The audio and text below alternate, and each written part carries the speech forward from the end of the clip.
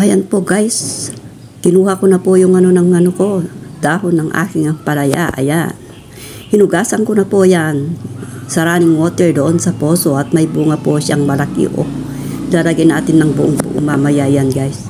Tapos himay-himayin natin guys. Ang haba niya guys. Pinutulan ko na po para dumami yung sanga.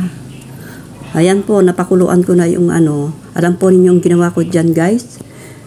Dinagyan ko lang po ng tubig yan nung tapos nilagyan ko ng sibuyas, bawang, paminta, luya. Diba? Tapos nilagay ko po yung isdang natira namin kagabi na tinapa. Yan po ang sinahog ko guys. Kahit wala pong sahog yan, masarap yan guys. Nung pumupunta kami sa mga bundok-bundok noon, nagluluto po kami, walang sahog-sahog, ganyan lang po. Tapos magtatanim po kami ng mga mais. Ayan po guys, ang niluluto natin, walang cholesterol at walang mantika.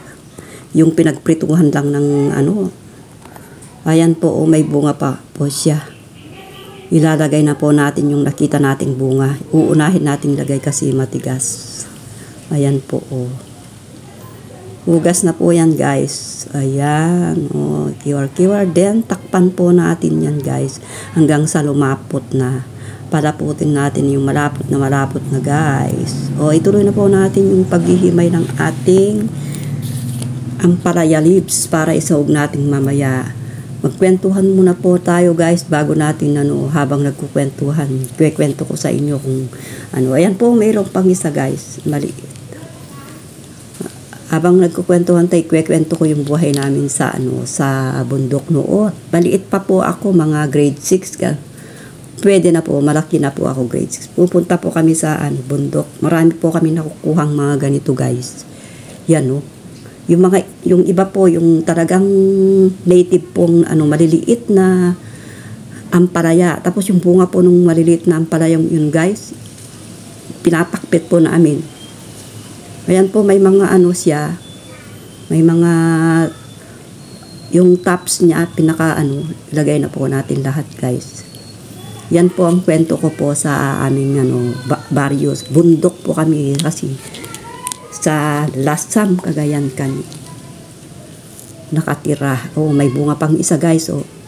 Lalagay po natin yan. Walang pong masasayang dyan. Yan po ang tanim namin guys. Nagtatanim ka, libre. Pag nagluto ka, pitas ka lang. Press na ilalagay mo agad sa ating lutuin guys. Buhay baryo at buhay bundok. Yan po, wala na pong arte-arte. Yung bibili ka pa kung anong isasahog mo dyan. Tama na po yan. Sahog. Minsan-minsan, kumakain din naman po kami ng masarap. Kaso lang, guys, na-upload ko na lahat ang masarap na linuto ko. Ayan. Dito naman po tayo sa simpleng luto. Yan, malapit ko na pong matapos, guys. Yung malalaking Kunin natin lahat yan guys, yung niya, yung mga dahon niya. Para sa ganun guys, hindi sayang at masustansya yan, ampalaya. Always, pag oras po ng ampalaya, always ampalaya. Ayan po. Hindi po nawawala sa bakuran yan guys. Kaya healthy po ang katawan ko. Hindi ako nadodoktor. Yan lang po ang kinakain ko guys. Mga gulay-gulay. Hindi kami kumakain ng gulay, ng isda at saka karne. Kumakain din po kami guys. Ito lang po talaga ang gusto kong i-share sa inyo para yung mga walang i-upload, mag-upload kayo, ganyan lang po. Wag na po kayong maghanap ng ng content ninyo na na yung madaming sasahog. Yun pong lang po ang nandyan. Ayan po, kumukulo na po. Ilagay na po natin yung maliit na. Tapos nilagyan ko na po rin ng betsin yan at saka magics. Hindi po magic sarap, ginisa mix. Yung pong betsin, din po totoo yun. Habang nagluluto po tayo, kumain na po ako ng mais. Ayan.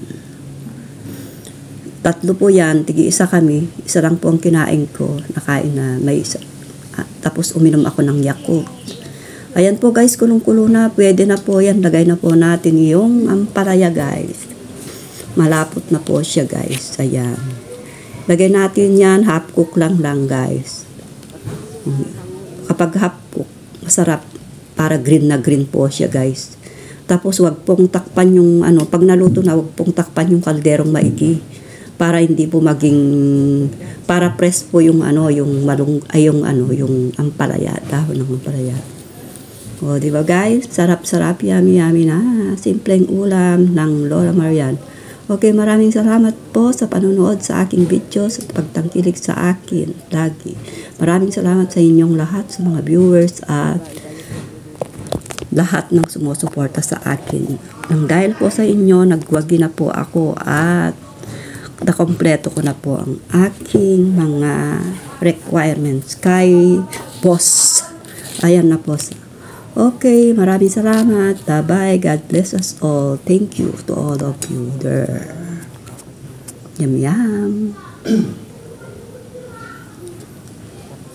Oh, tignan po rin yung sinahog ko, yung ano, yung... Ayan.